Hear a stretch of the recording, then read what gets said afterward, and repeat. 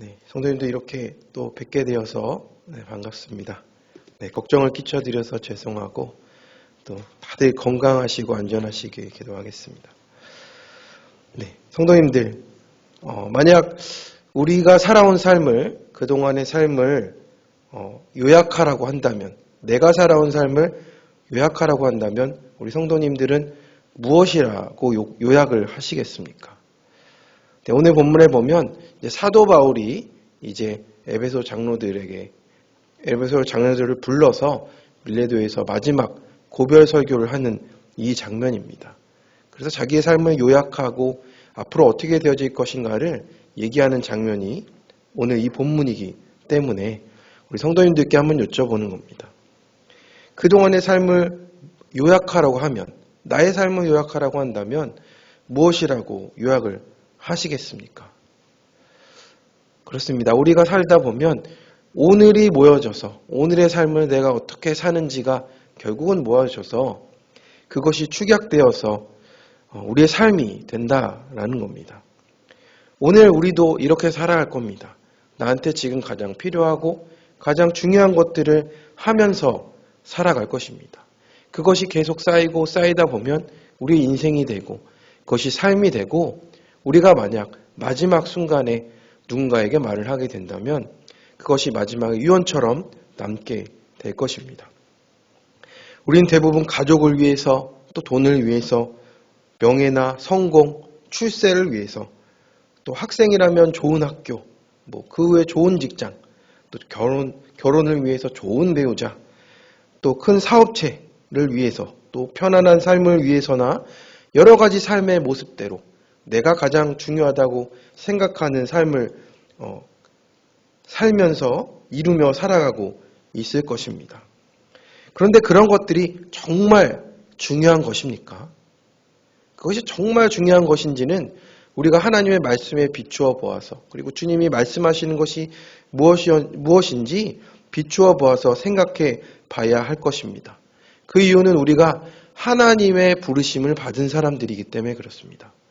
그냥 우리는 세속의 삶을 살아가는 것이 아니라 하나님께 구속받아서 성령을 통해서 우리가 거듭난 삶을 살아가기 때문에 하나님의 부르심에 우리가 어떻게 응답하며 살고 있는가가 우리의 삶의 질과 우리의 삶의 그런 삶의 요약적인 부분들을 그렇게 나타낼 수 있는 가치와 그런 삶이 된다라는 것입니다.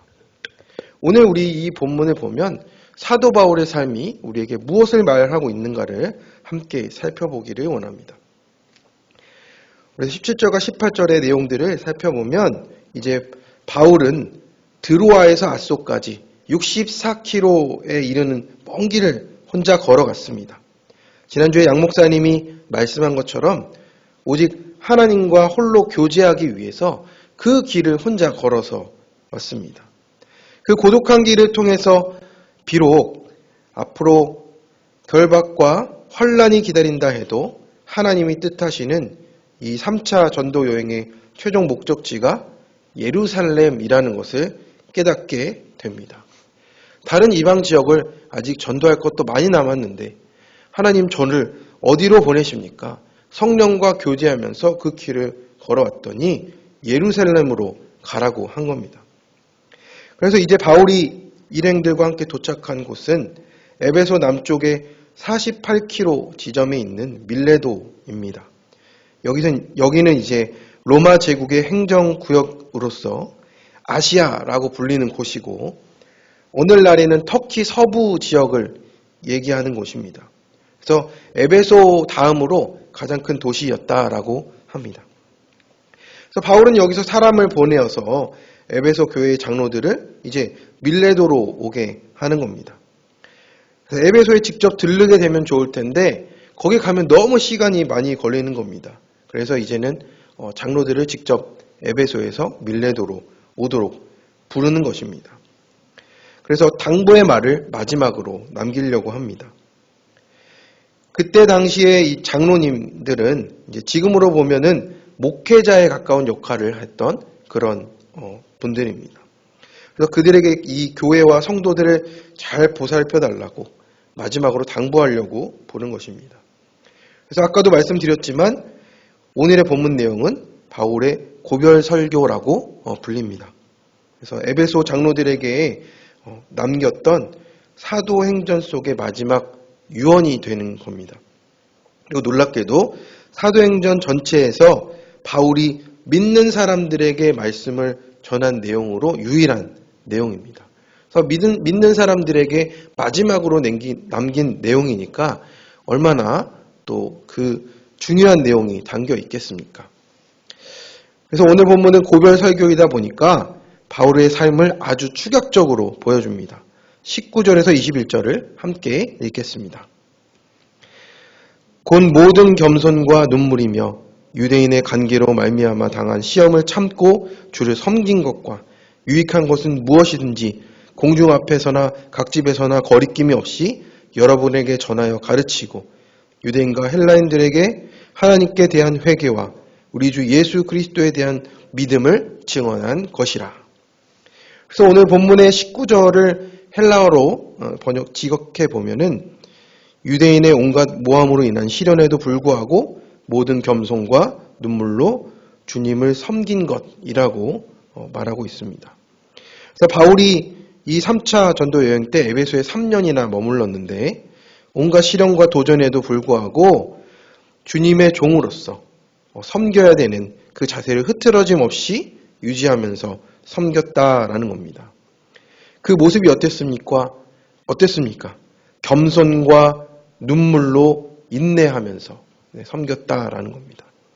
여기 섬겼다라는 원어는 둘로스인데 종처럼 섬겼다는 겁니다. 이 섬김의 모습이 그 에베소의 장로들과 그 성도님들에게 남게 되었다라는 겁니다.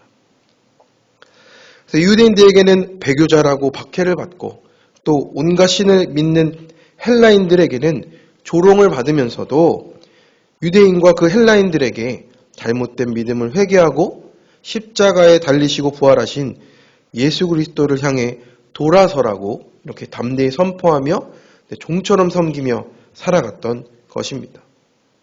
그리고 이 본문을 또 살펴보면 이 고별 설교의 시작 부분이 원어적으로는 여러분은 알고 있습니다라는 겁니다.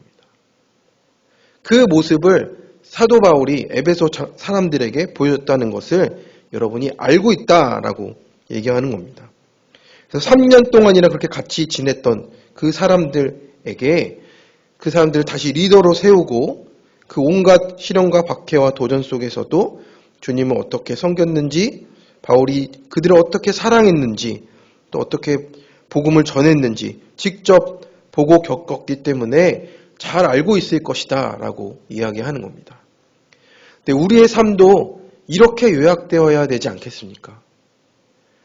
정말 우리가 어떤 사람을 만나든 교회에서 우리가 만나는 사람들 가운데서 우리도 이런 겸손과 또 눈물과 인내와 섬김의 삶이 우리가 배워져야 하는 삶, 그리고 우리가 마지막으로는 이렇게 요약되어야 되는 삶이 아닌가라고 생각을 해봅니다.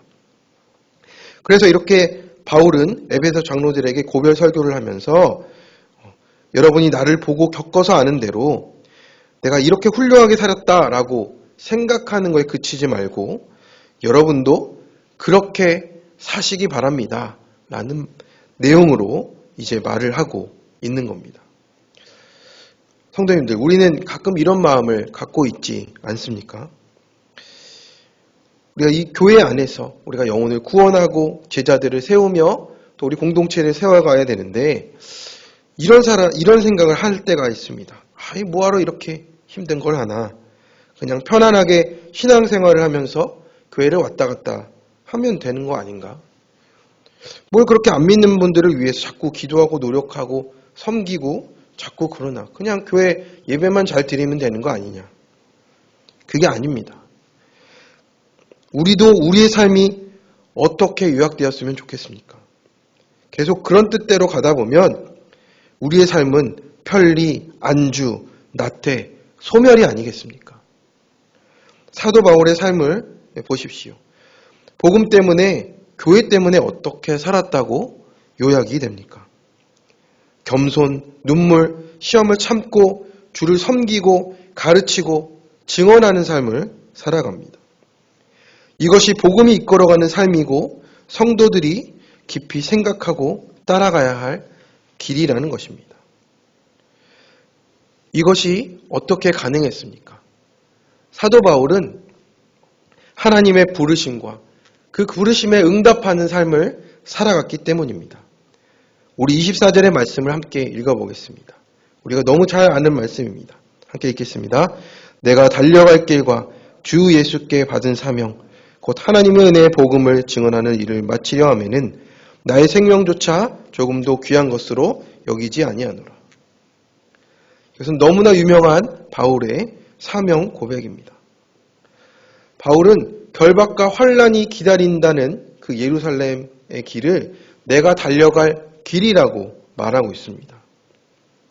우리 같으면 감히 엄두도 내지 못할 일 같은데 이것이 왜 이렇게 사도 바울의 고백이 됐습니까? 바울은 성령에 매여 있는 사람이었기 때문입니다. 매여 있다는 것은 무엇입니까? 끌고 가면 끌고 가는 대로 가기 때문입니다. 그렇게 매여 있어서 어쩔 수 없이 가는 것 같지만 결국에는 24절의 고백처럼 자기의 고백이 되었습니다. 그게 내가 달려갈 길이라고 말하고 있는 겁니다. 그래서 하나님의 은혜의 복음을 증언하는 일을 마치려 하고자 나의 생명조차 조금도 귀한 것으로 여기지 않는다는 이 고백으로 나아가고 있습니다. 여기서 나의 생명조차 조금도 귀한 것으로 여기지 않는다는 것은 이 복음을 전하다 죽어도 괜찮다. 그리고 목숨을 걸 만한 일이다 라고 하는 겁니다. 왜 그렇습니까? 하나님이 나에게 맡기신 사명이기 때문입니다. 그렇습니다. 이 믿음이 성장해서 사명을 따라가는 삶이 된다면 이런 참된 믿음을 갖게 된다라는 겁니다. 하나님의 뜻 앞에서 자기 중심적인 의지를 내려놓는 것입니다. 그냥 아무 생각 없이 내려놓는 것이 아니고 하나님 앞에서 자기 중심적인 의지를 내려놓는다는 것은 내가 원하는 것과는 근본적으로 다른 영원하신 하나님의 뜻을 알기 때문에 그렇게 따라간다라는 겁니다. 내 뜻보다 훨씬 귀하고 훌륭한 하나님의 뜻이 있음을 확신하기 때문에 그 길을 따라간다라는 겁니다. 그래서 그렇게 자기 중심적인 의지를 내려놓은 그리스도인은 그 이후로부터 하나님의 뜻을 이루기 위해서 모든 의지를 다해서 결단하고 실천하게 된다라는 겁니다. 그래서 이 자신의 생명조차 조금도 귀한 것으로 여기지 않는다는 것은 생명을 아무렇게나 취급하겠다는 것이 아니라 이 세상의 어떤 시련과 도전도 또 주님의 부르심에 순종하여 따르는 자신의 그 의지를 꺾을 수 없다라는 그런 표현입니다. 나는 반드시 주님의 뜻을 이루는 곳에 그곳에 있겠다라는 그 결단과 헌신을 말하는 것입니다. 성도님들, 바울은 지금 에베소 교회 장로들 앞에 두고 자신이 예루살렘으로 갈 때 결박과 환난이 기다리고 있지만 그 길을 끝까지 완주하기 위해서 자신의 생명조차 조금도 귀한 것으로 여기지 않는다 고백합니다. 그것도 이 세상에서 에베소 장로들에게 남기는 마지막 유언입니다. 그 의도가 무엇이겠습니까? 나는 이렇게 하겠습니다. 여러분은 알아서 사십시오 라는 말이 아닙니다. 나는 이 길을 가겠습니다. 그러니 여러분도 이 길로 가십시오라고 말하고 있는 겁니다. 그것이 믿음의 길이기 때문이었습니다. 그렇습니다. 성도님들, 우리의 삶의 목표가 부귀영화겠습니까? 요즘 파이어족이라고 돈을 젊을 때 많이 벌어서 일찍 은퇴해서 편안하게 사는 것이 삶의 목표라고 합니다. 그렇게 돈을 많이 버는 것이 삶의 목표가 되면 결국에는 그것에 끌려다니며 살게 되는 것입니다. 그런데 그것이 정말 생명을 걸 만한 일입니까? 당장의 안정과 모든 풍요와 그런 것이 있겠지만 하나님이 인정하신 일은 아니라는 겁니다. 성도님들, 오늘의 말씀을 잘 기억하시고 우리의 삶의 목표, 우리가 달려갈 길은 어디 있는지를 잘 생각해 보시기 바랍니다. 우리가 달려갈 길은 세속에 있지 않습니다. 하나님의 부르심과 보내심에 있습니다. 다른 길을 찾지 마시기 바랍니다. 자기의 자리에서 주님의 부르심에 응답하면서 그렇게 살아가는 사명의 삶을 사는 것은 우리의 삶을 고귀하게 만듭니다. 그 고귀한 삶의 자리에서 그 고귀한 삶을 놓치지 않고 오늘도 우리가 달려갈 길, 부르심과 그 부르심에 응답하며 살아가시는 우리 모든 시흥교회 성도님들 되시길 간절히 축원합니다. 아멘. 이 시간 우리 함께